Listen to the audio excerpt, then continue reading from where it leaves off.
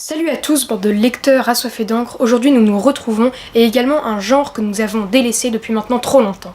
Enfin une nouvelle pièce de théâtre, la bande dessinée.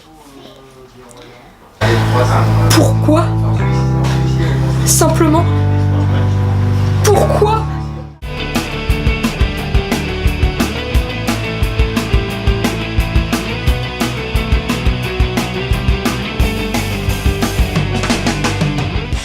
Et aujourd'hui, nous opérerons de façon un peu particulière puisque je m'apprête, dans une même vidéo, à vous parler de 4 bandes dessinées d'un même auteur. Son nom, Fab Caro. Et son vrai nom, pas un pseudonyme ridicule,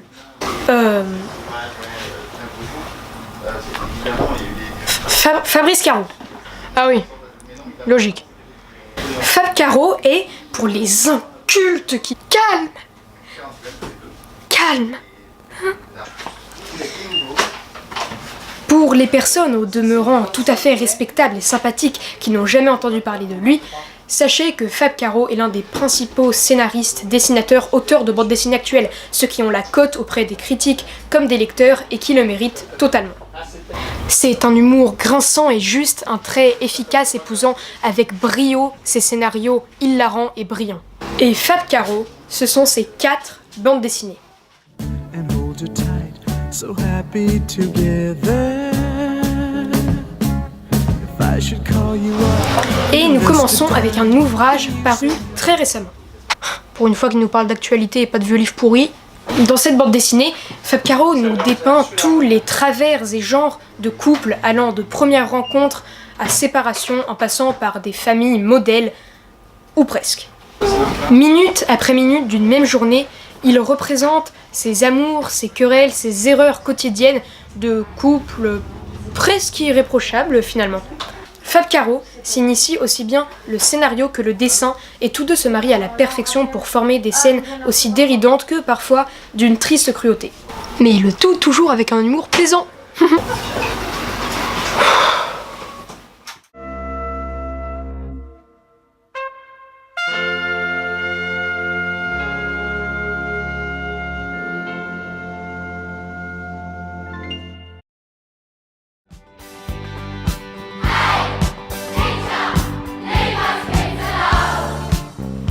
Et nous nous dirigeons maintenant vers un tout autre thème, un tout autre milieu, un tout autre monde, celui de l'éducation. Ça me connaît, ça. Eh bien, j'espère que vous ne direz pas la même chose après présentation du personnage. Jean-Louis est un professeur qui débarque dans un nouvel établissement. Mais c'est avec une difficulté assez conséquente qu'il s'intégrera parmi l'équipe pédagogique et enseignante déjà présente. Entre ses faux pas et tentatives vaines de séduire une belle professeure, ses gaffes honteuses en toutes circonstances, mais surtout son encyclopédie, enfin bref.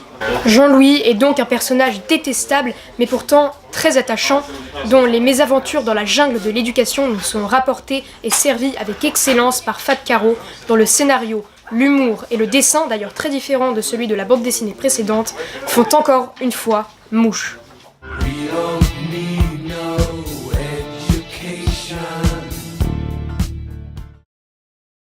J'ai cueilli des fleurs et j'ai sifflé tant que j'ai pu. J'ai attendu. Nous nous attaquons maintenant au plus grand succès de notre auteur du jour, à la BD phare de l'année 2015, et sans doute l'une des plus drôles de ces dernières années. Nous nous attaquons à... Bon, ça suffit, oui. C'est quoi? Oui, j'y viens, hein. Un supermarché, somme toute bien banal. Un homme y fait ses courses, comme à son habitude. Quand soudain, la douce et joyeuse atmosphère d'une journée normale bascule dans l'enfer et l'horreur d'un drame. Quoi? L'humour absurde de Fab Caro atteint son paroxysme dans cette bande dessinée absolument hilarante, exceptionnelle. Pour vous donner une petite idée, dans cet univers absurde et décalé, un homme qui n'avait pas la carte de fidélité du magasin dans lequel il faisait ses courses a dû se munir d'un poireau pour se protéger des menaçantes roulades derrière d'un vigile zélé, mais n'échappera pas pour le crime qu'il a commis à la peine capitale qui, comme chacun sait, est chanter un karaoké. Oui, alors, vous pouvez réitérer, s'il vous plaît? Non, car je suis sûr que vous aurez tous déjà saisi l'originalité et l'absurdité de l'humour imparable de Fab Caro, qui fait de cette bande dessinée l'une des plus drôles que j'ai lues à ce jour. Un cavalier qui surgit hors de la nuit. Cette bande dessinée s'éloigne des trois autres par quelques aspects, mais je l'apprécie tellement qu'il me tenait à cœur de vous en parler dans cette vidéo. Dans cette bande dessinée, Fab Caro nous raconte les folles aventures du célèbre Zorro. Vous voulez dire qu'un séduisant et charismatique justicier masqué, noble défenseur des opprimés, et parfois torse nu pour dévoiler sa musculature impressionnante, est représenté dans cette bande dessinée ? Pas vraiment, c'est une bande dessinée humoristique où ce mythique personnage est tourné en ridicule et il s'agit donc d'une satire de ce voleur des riches qu'il dépouille sans scrupule. Ce n'est pas normal, je ne comprends pas l'engouement autour de ce personnage. Apparemment, voler c'est mal et je ne vois pas pourquoi voler les personnes riches serait moins grave. Je n'irai pas jusque-là. Simplement, Fab Caro s'inspire du personnage de Zorro pour nous combler une nouvelle fois de son humour juste et pince sans rire. Cette fois-ci, le dessin est signé Fabrice R, un grand collègue et ami de Fab Caro et auteur de nombreuses bandes dessinées que j'admire énormément. Et je vous conseille d'ailleurs vivement de lire son excellente bande dessinée Une année au lycée. Oh non, ça va encore plus me dégoûter d'aller au lycée ça. Et le moins que l'on puisse dire, c'est que ces personnages expressifs et hilarants sont pour beaucoup, au même titre que l'humour toujours aussi génial de Fab Caro, dans l'efficacité remarquable de cette bande dessinée. Son nom, il le signe à la pointe de l'épée d'un Z qui veut dire Zorro. Et j'aurais pu encore en citer de nombreuses autres, comme le remarquable Zéropédia, le brillant Pose, mais aussi toutes les autres bandes dessinées qui jalonnent sa carrière, puisque c'est l'ensemble de son œuvre qui fait de lui un génie remarquable et brillant de la bande dessinée humoristique. Tout est toujours parfait jusqu'au moindre détail dans ces bandes dessinées, du strip en apparence le plus insignifiant aux cases les plus belles. Aujourd'hui, je vous parle tout droit de BDnet, à Bastille, rue de Charonne, l'antre de la bande dessinée par excellence à Paris, où vous trouverez toutes les bandes dessinées qu'il vous faut et que vous voulez. Alors surtout, n'hésitez pas un instant et foncez-y immédiatement, absolument, pour acheter les 4 BD dont on a parlé, mais aussi toutes celles que vous voulez. Merci à tous d'avoir regardé cette vidéo, j'espère qu'elle vous aura plu. Si c'est le cas, n'hésitez pas à la partager, à mettre un pouce en l'air et puis surtout à vous abonner sans oublier de cliquer sur la clochette pour ne pas rater le prochain jugement.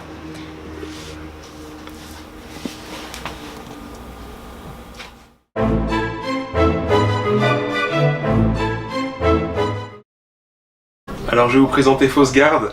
Fausse Garde, c'est un livre qu'on soutient depuis très longtemps. C'est un titre qu'on aime beaucoup, d'un auteur qu'on apprécie déjà beaucoup de par ses autres travaux. On va suivre un jeune garçon qui arrive de la campagne et qui va s'installer en ville pour apprendre un sport de combat qui s'appelle le Pankat. Il va se retrouver confronté au côté un peu rigide de ce sport, de cet art martial, parce que c'est vraiment un art martial qui est proche de ce qu'on pourrait avoir dans le karaté ou des sports de combat existants, même si le Pankat évidemment n'existe pas, c'est un monde fictif.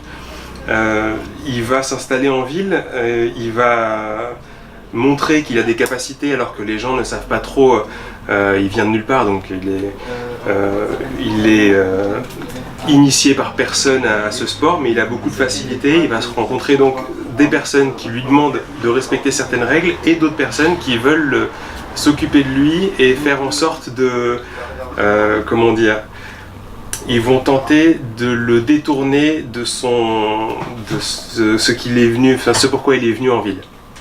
Ils vont tenter de le convaincre de rallier une cause qui est plus importante, une cause qui est quelque chose de devenir une sorte d'activiste de la cité. Et donc on a ce personnage-là qui au début vient juste pour faire ce sport de combat et qui va se retrouver à devoir agir et à faire des agissements pour lesquels il n'est absolument pas d'accord. L'histoire débute comme ça, il va devoir faire des choix, il est heureusement bien entouré, heureusement il va se rendre compte que ce sport de combat et les règles qui se doivent d'être respectées dans le sport de combat vont le soutenir et le pousser à se sortir d'un pétrin dans lequel il va se retrouver bloqué. C'est un titre qu'on aime beaucoup, qui déborde d'énergie et qui est vraiment très très bien raconté. Bon et ben comme d'habitude, n'attends pas de le lire hein. Ah bah non, n'attends pas de les lire. Sauf si je parle de l'auteur. Ouais mais on peut pas vraiment lire un auteur. Ah si d'ailleurs, j'ai vu ça en cours, ça s'appellerait une métonymie. Métonymie. Ouais, bah alors n'attends pas de le lire. Ouais, enfin bref, n'attends pas de... Bon, lisez-les.